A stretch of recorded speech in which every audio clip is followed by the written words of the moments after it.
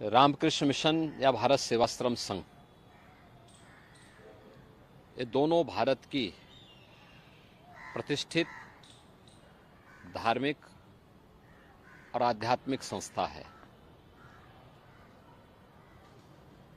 इनके द्वारा जो कार्य किया गया है, रामकृष्ण मिशन स्वामी विवेकानंद के आदर्शों पर चल करके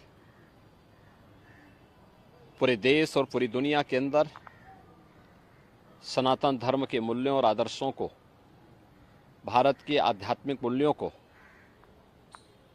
देश और दुनिया तक पहुंचाने में बहुत ही सराहनीय कार्य किया।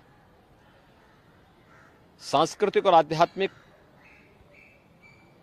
मूल्यों की स्थापना के साथ साथ सेवा के क्षेत्र में भी रामकृष्ण मिशन का बहुत सराहनीय योगदान है।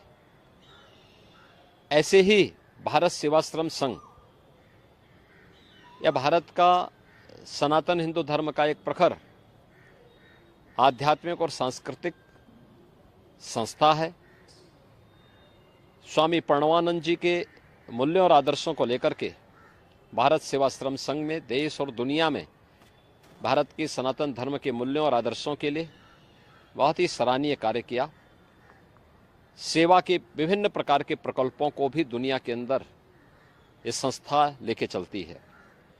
लेकिन जैसा इंडी गठबंधन है, कांग्रेस और उसके सहयोगी दल टीएमसी हो, समाजवादी पार्टी हो या आरजेडी हो या आम आदमी पार्टी हो, जैसे इनकी प्रवृत्ति है, इन लोगों की पूरी राजनीति हिंदू विरोध पर आधारित है।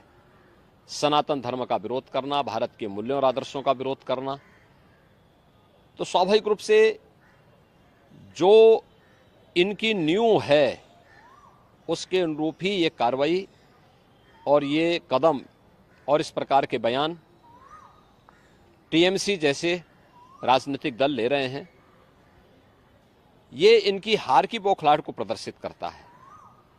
और मुझे लगता है जिस स्वामी विवेकानंद जी ने कभी कहा था, गर्व से कहो हम हिंदू हैं, जिस रामकृष्ण मिशन ने आध्यात्मिक और सांस्कृतिक जागरण के बृहद अभियान के साथ ही देश के अंदर बहुत अच्छे सेवा के प्रकल्पों को आगे बढ़ाया, या भारत सेवाश्रम संघ ने अपने आध्यात्मिक और सांस्कृतिक अभियान के साथ ही सेवा के जिन प्रकल्पों को आगे बढ़ाया है, करोड़ों भारतीय उनसे जुड़े हुए हैं। और मुझे लगता है कि कांग्रेस और इंडी गठबंधन को, टीएमसी जैसे दलों को ये लोग मुंहतोड़ जवाब देंगे। उनके श्रद्धालुजन, उनके भक्तगण, उनके अनुयायीगण इनको मुंहतोड़ जवाब देंगे। ये तो एकदम जैसे रावण के समय में लोग ऋषि मुनियों को धमकी देते थे, उसी प्रकार की स्थिति इनके द्वारा पैदा करने का प्रयास हो रहा है। लेकिन ये सनातन धर्म है, इस प्रकार के गिदड़ी भपकियों में डरने वाला नहीं है, इसका मुंहतोड़ जवाब देगा। एक तरफ धार्मिक और हिंदुओं की धार्मिक और आध्यात्मिक संस्थाओं को धमकी दे रहे हैं, और दूसरी तरफ पिछड़ी जाति के लोगों के अधिकारों को जबरन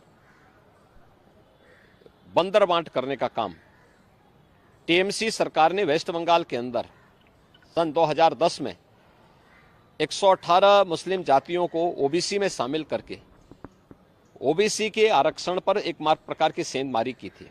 पिछले 14 वर्षों में लाखों पिछड़ी जाति के लोग इन सुविधाओं से वंचित हुए होंगे।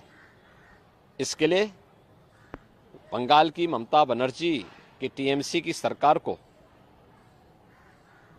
ओबीसी समुदाय से माफी मांगनी चाहिए, कांग्रेस को इसके लिए माफी मांगनी चाहिए।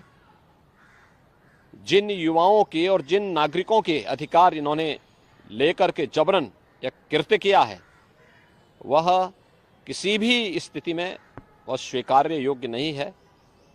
दूसरा, यह बाबा साहब भीमराव अंबेडकर की भावना के विपरीत है। वे भारत के संविधान के शिल्पी हैं, और बाबा साहब भीमराव अंबेडकर ने कहा था कि धर्म के आधार पर आरक्षण नहीं हो सकता। ये धर्म के आधार पर आरक्षण देकर के पुनः भारत के विभाजन की आधारशिला तय करने की एक षड्यंत्र का हिस्सा है। माननीय उच्च न्यायालय कोलकाता ने जो निर्णय लिया है अत्यंत सराहनीय है, अभिनंदनीय है। टीएमसी और इंडी गठबंधन, कांग्रेस समेत इंडी गठबंधन के सभी दलों के मुंह पर एक जोरदार तमाचा है।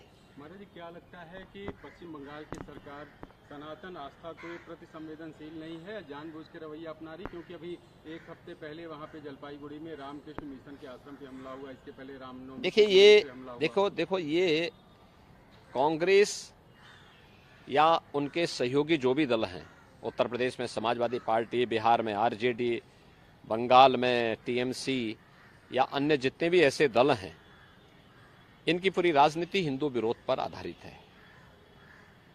इनके लिए देश की तुलना में सत्ता महत्वपूर्ण है। देश की कीमत पर ये सत्ता चाहते हैं और मुझे लगता है कोई भारतीय इसको स्वीकार नहीं करेगा।